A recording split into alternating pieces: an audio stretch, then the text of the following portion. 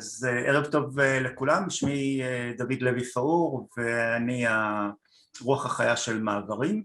מעברים זה מסגרת לקידום מקצועי של תלמידי מחקר ומהשלב של התואר השני בכתיבת התזה ועד השלב של הפוסט-דוקטורט ואפילו אחרי. איתנו היום דוקטור דוקטור ורד ציוני קורן, קודם כל.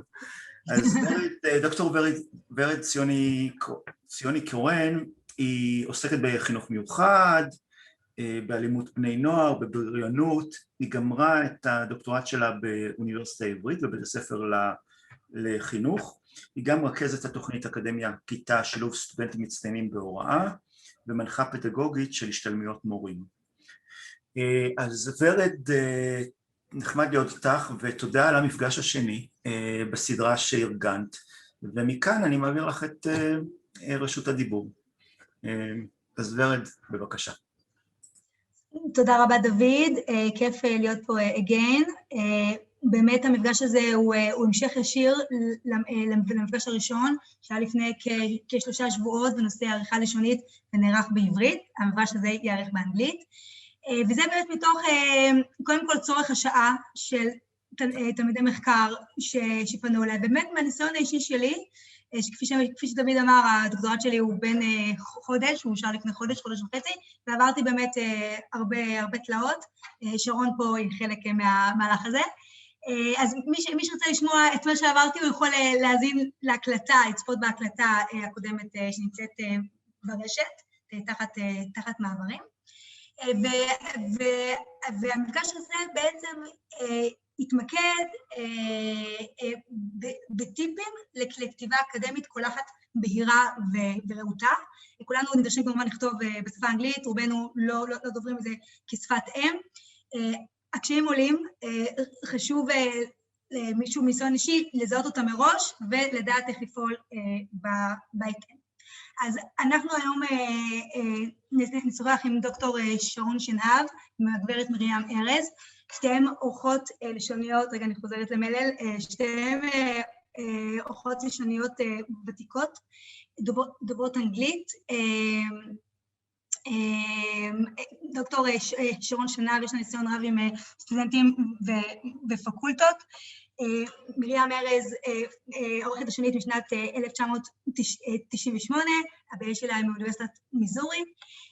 את שרון אישית היא בעצם זאת שהצילה אותי בסוף הדרך, שהייתי חודש לפני הגשה, ועשתה פלאות, אולי בזכותה יש לי דוקטורט, שרון. אוקיי, ואני מעבירה את השרביט אלייך. אני רק אגיד מה יהיה מבנה המפגש. תהיה לנו מצגת של שרון, לאחר מכן נעשה הפסקה לשאלות, לאחר מכן מצגת של מרים, ובסוף שאלות בכלליות. אז שרון, הבמה שלך. תודה. מצוין. תודה בהירה, תודה דוד, וגם על לא הצלתי אותך, הדוקטורט שלך, אבל אני אתחיל, אני רק אעשה עכשיו share screen, שהכל יעבוד בסדר, בוא נראה.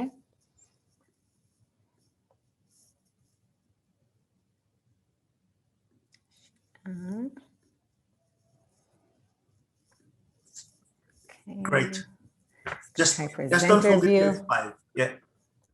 Okay. Can you? I'm gonna continue in English, but can you see everything? Okay. We see the next slide, and I'm not sure we need it. Maybe. You see next slide. Okay. I will. I'm gonna start again then. Sorry, 1 second. No problem. Can you still see my screen? I think you can. And show. Share screen. Share. Okay, now can you see just the slide? Okay, so I'm going to go without my notes, so we'll keep going. Okay, so as Vered said, I'm going to go a little bit over some academic editing, why you might want an editor, some common errors that I've seen in working with students and faculty members. Some of these things are a little bit more geared towards master's students and doctoral students, and with postdocs and sort of what I've seen. So I've also added here academic editor and translator because I've more recently also started doing academic translation. So people write their manuscripts, let's say in Hebrew, and then I translate it into English. But a lot of the things sort of go for both. So let me just get started. A little bit about me. I graduated with my PhD in 2017 from University of California, Irvine in Southern California. Much of my research was focused on relationships and culture. So as you can see, one of the some representative publications dating out as intercultural. I really looked at cross-cultural relationships and how they're experienced in and immigrant families. And I looked really closely at that. So I have, an expertise really in relationships and also in culture, and I brought them together. And so that was my PhD. I then, after I graduated, I moved to Israel. I made Aliyah, and I continued. I'm just saying, can you guys see? Sorry, I see the right side of my screen that you can't see anything. But if everyone sees it, I moved to Israel. I made Aliyah, and I did 2 postdocs. One I did at UC Irvine, where I went to grad school in the Chicano Latino Studies department. That I did from abroad, from Israel, and also was a year at a postdoc position in IDC Herzliya in the psychology department. Okay, and while I was doing those positions, I also started editing on the side. So it sort of came to me by mistake, let's say, and I did a little bit on the side while I was doing my postdoc, and then about a year and a half ago, I decided to pursue it full time. So I'm now no longer at the postdoc, and now I'm doing this full time. So academic editing and proofreading. And I work with students, master's students, doctoral students, postdocs, faculty members on a range of documents, dissertations, master's theses, grant proposals, responses for reviewers, and things like that. So I wanted to start with, why you might hire an academic editor. So one of the main things that I think an academic editor can do is help you convey your ideas clearly, right? Everyone works so hard on their research, and you wouldn't really want that last step that you get to showcase everything that you've done and all your thoughtful work and what you're contributing to the field to just go on the wayside. So that's, one. Another is strengthen and highlight your arguments, or if it's a CV or a grant proposal, highlight your strengths, your skills, your experiences in a way that's impressive and really conveys everything that you've done. And I'll go a little bit into how I tend to do this in my work in just a few slides. And, maybe most obviously or clearly when you think about it, improve the language, the grammar, sentence structure, word choice, and things like that. So that, there's more, but those are sort of the things that I think people really, reach out to an academic editor and what you can actually get from it. In my experience, and a lot of this is especially students, what might help you get the most out of your editing experience, it is an investment in your work. And so if you can get the most out of it, you might as well. I've seen that if someone can send as final of a draft as possible, that's really the best. If it's not, and the ideas are all over the place, the message isn't clear, the research importance isn't clear, a lot of the edits will sort of surround that, and we won't even get to a point that can focus on word choice and sentence structures and things like that, because it's just all over the place. So, if that's where you're at, that also is fine. You could do an edit, but you might then have to do multiple edits once it's kind of cleaned up. One thing that I've told people, they might want to consider a peer review first. If there's someone in the program or a colleague that would, wouldn't mind at least looking for it for some sort of content or something like that, that could be helpful. I've also had some clients add comments for important points that I think can be really helpful. If there are ideas that are, don't think are explained very well or are confusing, and if someone isn't exactly in your area of expertise, you might want to give a little comment, explain it in plain English. If Hebrew is your native language, explain it in Hebrew a little bit, something that, the editor will not miss your message. I don't think there needs to be a lot of this. A lot of articles don't need it at all. But if there's something extra confusing about something you're trying to convey, or you don't think that you can, even in English, that it, that it'll make sense to the editor. Sometimes I read things one sentence 6 times and I still don't know what they're trying to say, and maybe after I finished reading the whole thing, I finally went back and I can understand. So it could be helpful if there's something special to kind of point it out. Also, you know, if there's any niche terminology, I edit things outside of my specific area of expertise. But, you know, usually it's fine, but if there's some terminology like this is what is used in the field, this is what is used in these articles, you know, you might make a little note, you know, don't change this. This is the right terminology. And sometimes any specific requirements or requests. I typically edit with American English spelling because I'm from America. But, you know, if you need a British English because of the journal or something like that, it's helpful for your editor to know in advance.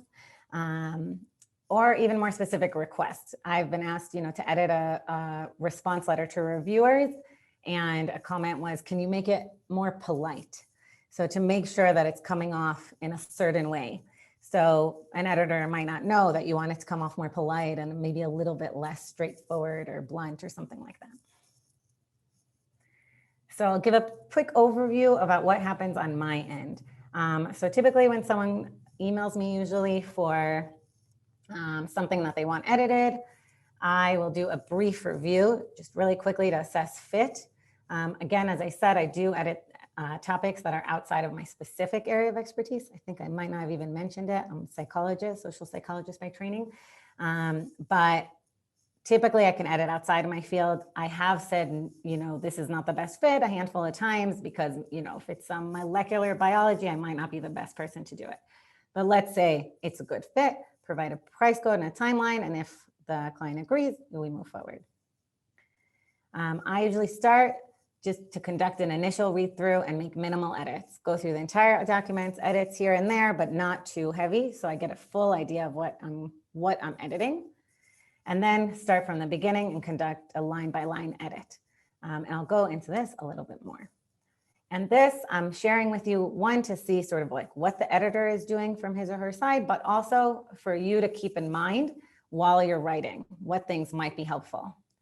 So I look for things like flow. Is the research question and importance coming through? Is the document in some sort of logical order? Are there transitions between ideas and paragraphs? Clarity, are sentences well written? Looking at sentence structure, sentence length, word usage. And of course, grammar, typos, punctuation. Is it concise? Is there unnecessary repetition? Is there extra information that doesn't quite fit, that seems like someone sort of threw it in there because maybe they thought it would have been important to include in a lit review, but it just doesn't fit. It's just not part of the story.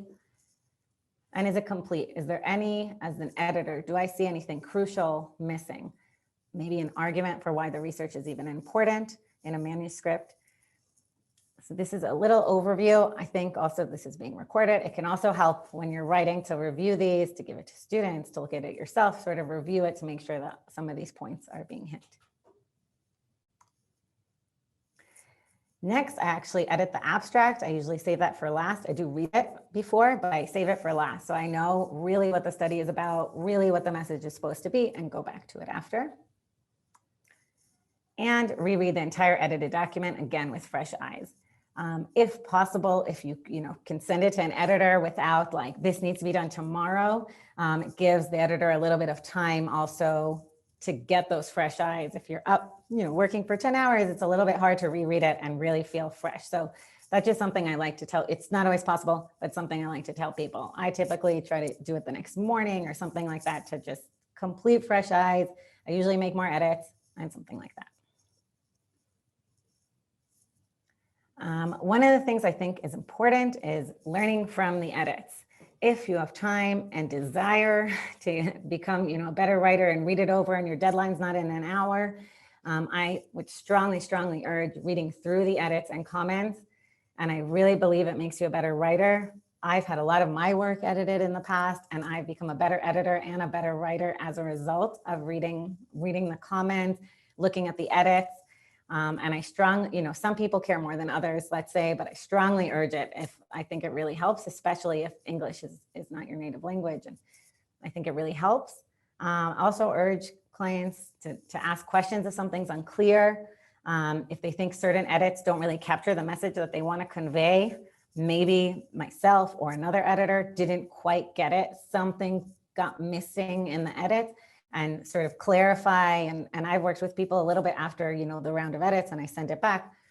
Even some of the edits, you know, grammar, why'd you do this? I'm just sort of interested for next time. Totally fine. And I've gotten feedback that people have learned from the edits. And it's like, for me, it makes me really happy.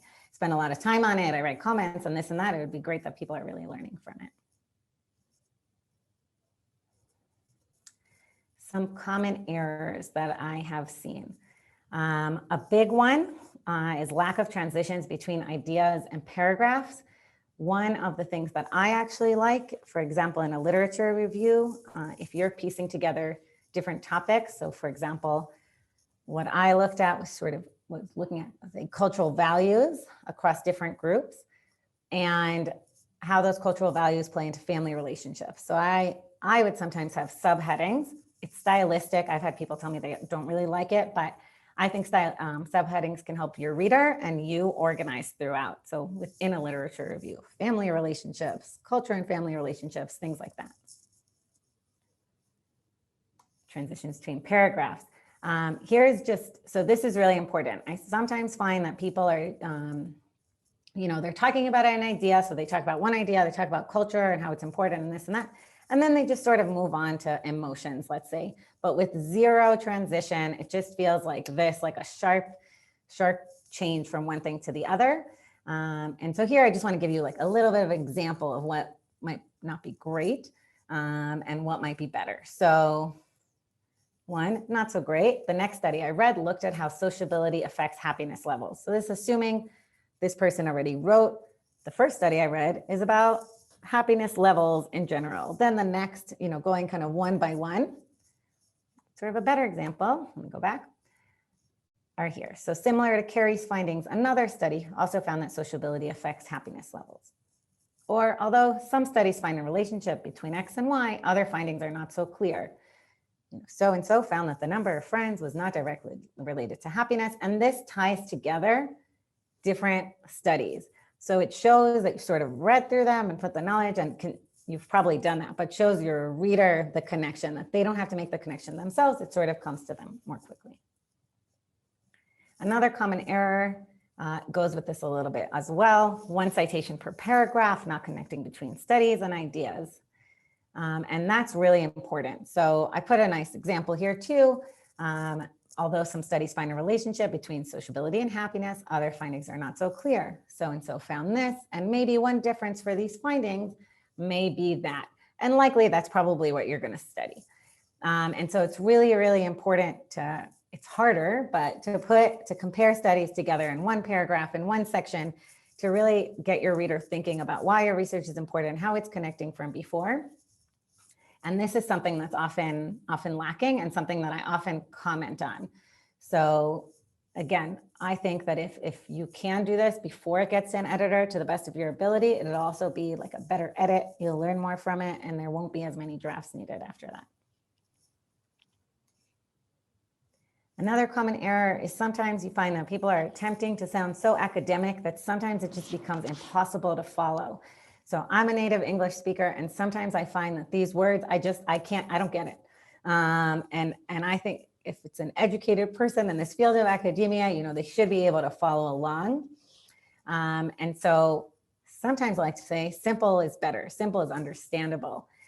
You do want to have formal language, you want to have academic language, but sometimes it's so convoluted that you just lose the reader. And as an editor, I'll read it, you know, 10 times, but a reviewer is not going to. And you just really want to make sure that this is coming across. I've also served as a reviewer for some peer-reviewed journals, and I've seen this, like you can't even review it. It's so hard to understand that, you know, it might be the best study in the world and just, it won't get through just because it's too hard to understand. And another thing, unless, you know, I don't know exactly who's in this meeting, but another thing that happens is not writing in your own words. So I find this more, you know, with master's students when they're working on their thesis, that it comes up that it just becomes too hard. So here's, you know, writing in your own words and avoiding plagiarism. I think almost always it's an honest mistake. There's no like intent to plagiarize and take from other people's work. But sometimes when you read something, You feel like that is the only way that finding could possibly be said. The authors already did it, and that's it. There's no other way. And so some of the advice, I do this, some of the advice I've given other people, there's many ways to do it, but some of the advice I've given other people to try to avoid this is, if you're writing, a dissertation or a manuscript or something like that, take notes on relevant articles in your own words. Keep it simple. Read through the notes afterwards, and then you can use those notes to connect across articles. So I would have like 10 different color pens, and everything that had to do with emotions was in red, and then that, how it connected to family was in blue, and things like that. And it helps later to sort of connect. So, and it helps you say it in your own words. And then, I give advice, start writing. Don't worry about sounding smart or thinking that has to be a final draft, just go. Write what's in your mind. You can always edit it later. And this way you're not sort of worried that I must use the wording that I found in the article. And this is something, again, it comes up sort of more often than you'd hope. And I understand that. So another thing, if Hebrew is your native language, it's not English, maybe write the notes in Hebrew, not a direct translation, but this way it'll be easier to put in your own words. And when you're writing in English, you can then go from there. But it's really, really important, because I've seen things that have just been, paragraphs that are, and I'm editing and I can tell. And then I Google it and I see that it's exactly from an article. So if I can tell like this, other people can as well. So that's just something that might help, might be a nice tip. I already said that. And actually went through this a bit quick. If applicable, another option is to write in Hebrew and hire a translator who specializes in academic work. Perhaps you can express your thoughts better if it is your native language. I know I express my thoughts better in English, even though I know Hebrew. And that might be another option. I will tell you, as someone who also does translations, the editing process is sort of the same. There is editing integrated into the translations. Still thinking about transitions between paragraphs, and still thinking about word choice in English and sentence structure, right? So things do change. It's not a one-to-one translation, of course. And so that's another thing to think about. I don't know, sort of how the systems work and if that's even possible, but just another option.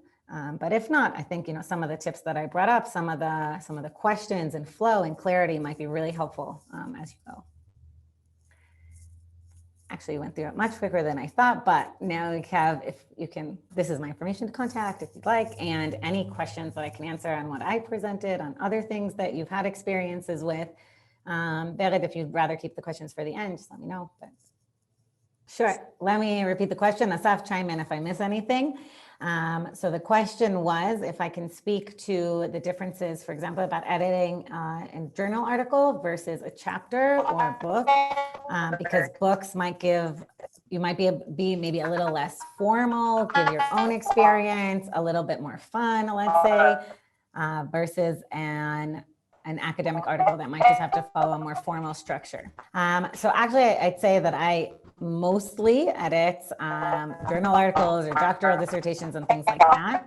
I would say that I think that one of the really nice things that you could do, even in a journal article, is to start with something a little bit more fun. If you can think of something that is like a little bit of a story, I think that's okay. Not a personal story, but a story that's more, if you're writing something about emotion, sort of bringing the reader in terms of like, imagine that you were, running late for work and really anxious and stressed and this and that, sort of bring the reader in that way. And then sort of talk about, the emotion research during stress, something like that, if that's the topic. So I do think that you can sort of start with something a little bit more lively and fun and draw the reader in. In my experience, I don't know if you can, you can sort of take that example later on in the article if it's relevant, but I do think that it often follows this more formal structure, at least that, what I'm more experienced with. I have seen some work that people really bring in their own experience if it's qualitative. And I think that a lot of times with qualitative research, I see it more, but I think that really depends on the journal, and I'm not sure it's like always appropriate. But yeah, to tell you the truth, I haven't edited any books, like actual books, so I haven't really had the experience for that. you. So I'll ask, I have a question for you. And this one is about common mistakes in writing, but also, I mean, grammar, paragraphs, but also how you approach the structure of the paper. Can you give advice on that? And I'll tell you, and I'll just elaborate a bit that we will use Miriam advice and presentation in the next time, because it was too noisy for now. So we are staying with you, Sharon. So let's see if you can hold it for another 30 minutes or 20. Can you, I didn't quite understand sort of the question that you were asking. So common mistakes. Common mistakes. Like other ones that I didn't mention, sort of what else I might see. Mm-hmm. So yeah, I didn't include everything. So I do sometimes see, you know, this is a little bit more specific, which is why I didn't include it, but something like, you know, I often see students mostly putting a comma after the author's names, like, you know, שנהב and Vered, comma, talked about in their article X, Y, and Z. And so that's kind of a common mistake that comes up. You don't need that comma. There's no real pause there. Another common mistake is sort of mixing up IE and EG. So EG being for example, IE being another way, in other words. And so that comes up a lot. I'm trying to think of sort of more grammar things, you know, sometimes just not matching up tenses, using present tense and then past tense, even in the same paragraph. So sort of that not going together. So people not paying attention to what tense they're using or what tense they're supposed to be using for the journal or the style that they're following. I'm trying to think some other ones. Yeah, singular, plural, sort of getting a lot of those things sort of mixed up in it, or using, actually, this is a little bit more of a direct translation from Hebrew to English, saying he or she for like inanimate objects. So, you know, talking about a country and then saying she instead of it. So things like that, that like show a little bit more of a direct translation from one language to the other. Yeah. So I have one more issue to raise. It's based on my experience with working with the English language editor. I started to write English during the postdoc, and I was staying at the University of California, Berkeley, and they had their advisory department, giving advices and short courses for professional development, in a way, something like we do here in Ma'avarim, but they had, of course, they had budget and they had people, and they gave me an editor to work with me. And this editor, she wanted to sit with me, and she wouldn't take the, you know, the text and just send me the correction. This is what I was expecting. She insisted, come sit with me. And at the time I was under a lot of pressure to publish. I didn't have time. I was very resentful. And what I learned now is, or what I think now, is that what she did with me was very, very important. And I wish I could do it again with others, and others in Israel could sit with their editors and get advice on the basis of their script. Do you do that? Do you offer those services? Do you find it useful? I tend not to work that way. I actually tend to work the way that you describe, that someone sends me something and I edit it. I think I give more feedback potentially than other people. More comments, I put comments, I put clarifications. I ask questions sometimes, you know, does this still convey what you wanted to say? Is this, and that? So there is a dialogue, but it's not this sit right next to me, let's go to the office and we sit next to each other and we go line by line or something like that. I tend to see, at least from my experience, that was something I really did with my advisors in grad school.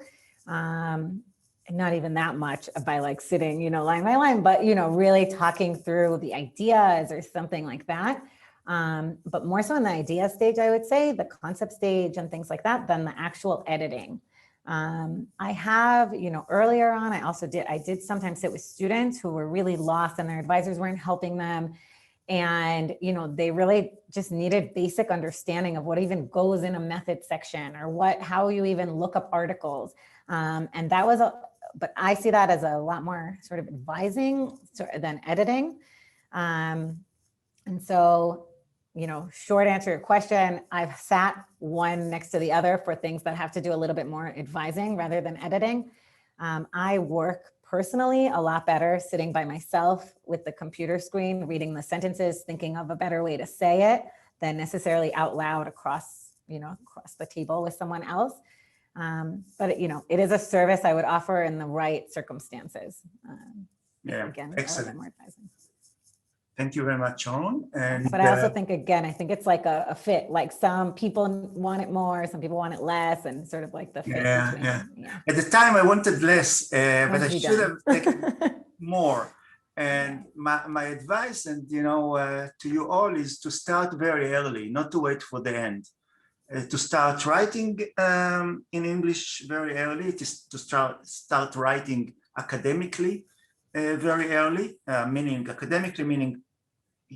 often it's papers rather than books, but also don't contact the editor in the last minute or in the last months. Take a few months before, prepare yourself, prepare the editor, get to know him, her, and build a relation, and only after that start sending your chapter or papers and so on. So think about what you are doing. I see that Miriam is back with us, and I will let her present as well. But we have another question for you from Osnat Weinfeld. Osnat, do you want to ask, or shall I read it? Osnat, I guess she prefers, I don't see her camera on. So can you relate? Yes, I prefer that you will read, thank you. She's asking financially, economically, what's the budget needed? And when to start to relate to that? So I'll let you answer the question yourself, Sharon, please. Sure, I'll start with relate to the editor. So again, I sort of saying what David said, I think it's better to sort of reach out if you can earlier. Almost everyone that comes to me is on some fairly quick deadline. If you can, it's more helpful. Also, depending on if you have a specific editor you want to work with, they might be full. They might not have time to edit in a week. Like a dissertation can take a very long time. They're long, and they have other work going on. Whatever it is. So I also have people who reach out to me and say, listen, I'm going to send you something in a month. So can you please leave some time open? Now, they usually don't really send in a month. Sometimes it's in a month and a half, 2 months. Life happens. People aren't finishing, but it is at least helpful to know that something's coming. It's not a guarantee. It's not a promise. I don't necessarily count on it, but it's in my head. And I think that might help other people too. Any other editor, sort of to be in your head. Double check with them that they're not on vacation in a month or whatever it is, so as early as you can. Again, I wouldn't say a year in advance, but a month, a week, 2 weeks. As for budget, so I'm guessing everyone prices differently. I would say, I'm not going to give an exact price, but I would say that a article of like kind of an average length, maybe 20 to 30 pages. Could write it. I'm going to give a range for an article. I'm going to take away the pages. Could be somewhere between 3,000 to 6,000 shekel, let's say. So it is an investment, and I know that. I'm sure other editors know that, and it is sort of why I also said, like, try to come with as final a draft as possible. Try to learn from the edits. Take something away from it so that the next time you're going to be able to do some of these things on your own. You might not need someone. Try to do a peer review. Again, the price, though, for me, and I'm sure for others, takes into consideration not only how long it is, but how much the expected edits are going to be. If it's, a mess to begin with because it's a first draft and you just sort of like put all the words on paper without thinking too much, it's going to take longer. It's going to take longer to read. It's going to take longer to give feedback, things like that. So, it is I think, some sort of significant investment. If you can, find money from the department, from advisors, from wherever, I think it's helpful. I know some universities sort of, at least also for students, give a portion of it. And so, yeah, it varies, but, it could be a few thousand shekel. Thank you. Thank you, Sharon. Of course. Any other question to Sharon? Thank you very much again, Sharon Shenav, for your excellent presentation. I'm sorry it didn't work today with Miriam errors. It will probably work in another day. And what I'd like to say, thank you very much to ציוני Koren, who organized the two events and maybe more in the future, and wish you all a very good evening. Last but not least, your editor is an asset. Knowing editor, having an editor, building a relation with editor is very, very important. It's part of your capacities, you develop those relations. And sometimes editors goes with you decade or more. So work on your English, work on your style, and work on your relation with the editor, and don't wait to the last minute. I mean, not even to the last months or to the last 6 months. Start early, working on your English. So this is mine, and now very last word for you. אני רק אגיד המון תודה, גם לדוד על הבמה הזאת, וגם חזרה אלינו. גם לדוד על הבמה הזאת, רגע אני אעסיק, אני קצת שלי. אוקיי, אז גם לדוד על הבמה הזאת, גם באמת לדוברים, היה לנו שני דוברים בעברית, במפגש הקודם, היה לנו פה את שרון ואת מרים שאנחנו נמשיך איתה בהמשך, ועושים את זה בהתנדבות מלאה, ואני מאוד מאוד מסכימה עם מה שדוד אמר, שעורך טוב הוא נכס, ואני בטוחה שאני אמשיך לעבוד עם שרון מבחינת המאמרים, ואני גם מסכימה עם דוד שעבור דוקטורנטים, אני עדיין רואה עצמי כדוקטורנטית, חייבים להתחיל עם האנגלית מוקדם. כלומר, אני התחלתי כבר משלב הצעת המחקר, זה היה לפני 6 שנים וכתבתי באנגלית, וזה רק השתפר עם השנים. עדיין הייתי צריכה את שרון, אני חושבת שאנשים שהם לא בשפת אם שלהם חייבים עורך תמיד. אגב, אני מכירה גם חוקרים, אני בבית ספר לחינוך, ועדיין חוקרים שנמצאים איתי במסדרון, משתמשים בעריכה לשונית, בסדר, יש להם תקציב, מה שלדוקטורנטים אין, וזה נושא למפגש אחר, שדוד יודע שאני ככה מיינדית לזה, אבל הם משתמשים באורך לשוני, גם אם הם מרצים עם תקן. אז ככה שזה לא בושה. וזהו, והמון תודה. תודה רבה וערב טוב. תודה.